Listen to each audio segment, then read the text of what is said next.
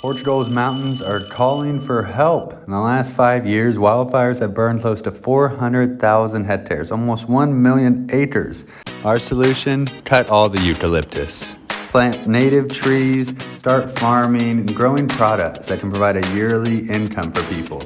Working with animals to help keep lands clean and prevent fires. In 2024, we planted over 4,000 native trees, madroños, cork oaks, on lands that had been affected by wildfires. In 2025, help us plant even more trees and reforest Portugal.